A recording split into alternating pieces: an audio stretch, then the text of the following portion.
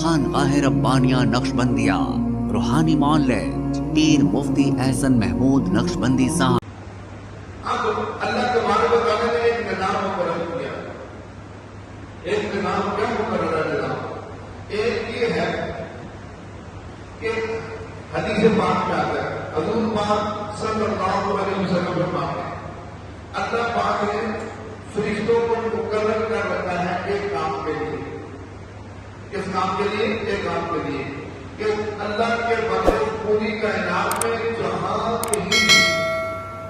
حضور پاک صلی اللہ علیہ وسلم پر درود و سلام پیش کرتے ہیں، وہ اس کو اٹھاتے ہیں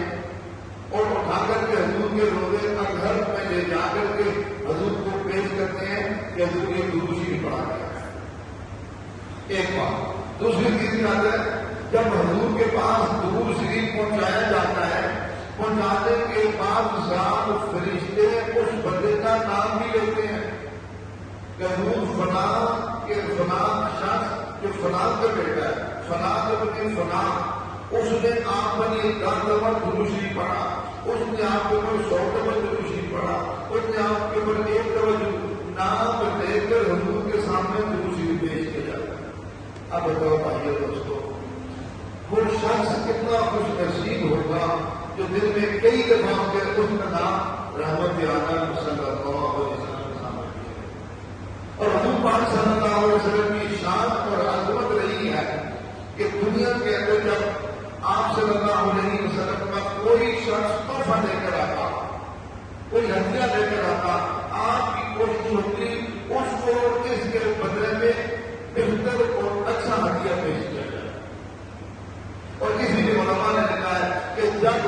کوئی شخص حضور پہ درود و سلام پڑھتا ہے، پیش کیا جاتا ہے، نام کے ساتھ پیش کیا جاتا ہے، حضور پاک صلی اللہ علیہ وسلم اس کے لیے تحفہ کیا ہے، اس سے بہتر کیا ہے، آپ اس کی دعائیں فرما کہ آپ درود شریفہ کے حضور کی دعا کے حقدار کا کسی میں اور کیا چاہیے۔ ایک تو یہ اللہ نے کائنات کے اندر نظام بنایا ہے جو آپ صلی اللہ علیہ وسلم کو بنایا ہے۔ پھر ہم میں سے وہ بندے، وہ بندیاں جو خوش نصیب ہیں جنہیں اللہ اپنے گھر کی زیارت نصیب کرتے ہیں، مدینہ شریف کی زیارت نصیب کرتے ہیں، پھر مسجد نبوی کی زیارت نصیب کرتے ہیں، پھر مسجد نبوی میں وہ مقام میں خاص، وہ مقام میں خاص، وہ جگہ جس جگہ کا نام ہے روضہ رسول، جہاں حضور آرام فرما رہے ہیں، اس جگہ کے اندر زیارت نصیب کرتے ہیں۔ یہ وہ ٹکڑا ہے، یہ وہ جگہ ہے، یہ وہ ہستی ہے جس کے لیے رب نے ساری کائنات کو بنایا اور فرمایا میرے محبوب جی اگر آپ کو دنیا میں نہ دیکھا تو بس ناجات بھی نہ بناتا۔ پھر آدمی اس ہستی کے پاس جب پہنچتا ہے پھر اس وقت ایک رکت اور ایک کیفیت آنی ہوتی ہے، پھر درود شریف پڑھنا شروع کرتا ہے۔ جب یہاں پر تو پڑھتا ہے اللہم صلی علی محمد وعلی آل محمد وبارک وسلم، وہاں جا کے حضور کے پاس جب پہنچتا ہے تو اس وقت پڑھتا ہے السلام والسلام علیک یا رسول اللہ، السلام والسلام علیک یا حبیب اللہ۔ اب جب یہ بات حضور کے سامنے کھڑا کر درود پڑھتا ہے، آپ صلی اللہ علیہ وسلم نے خود فرمایا من صلی عند قبر سمعتہ، جو میرے پاس آگے بڑھے گا، دور سے فرشتے کو جانتے ہیں، جو میرے پاس آگے بڑھے گا اس کا درود شریف میں خود سنوں گا۔ اب وہ کتنا خوش نصیب آدمی ہے جب حضور کو اس کی زیارت کر رہے ہیں، اس کو دیکھ رہے ہیں، اس کا درود شریف سن رہے ہیں، اس کو دعائیں دے رہے ہیں۔ اب اس کتنے بڑے انعام کی بات ہے، کتنے بڑے تجربے کی بات ہے کہ اللہ تبارک و تعالیٰ اس شخص کو اتنا اعزاز و اکرام کرے اس بات پر درود شریف پڑھے۔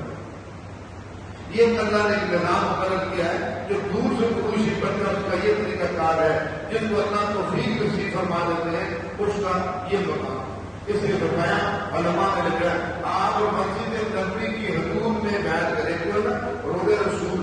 اب چونکہ رش ہوتی ہے اور اس روضہ رسول تک پہنچنے کے لیے بڑی رکاوٹیں کر دی ہیں، دور سے پھر پہلے سامنا، اب دور سے پھر کر نینوں میں آنا بہت زیادہ رہتی ہے۔ تو اب فرمایا کہ جو مسجد ہے وہ جب آدمی پڑھنا موقع دے تو کوشش تو کرے ہر نماز کے بعد جن میں کچھ 4-5 7 ضرور حاضری کرے، لیکن اس کے علاوہ بھی مسجد نبوی میں بیٹھا ہوا ہے کرتا ہے اس میں بھی درود و خوش ہوتے ہیں.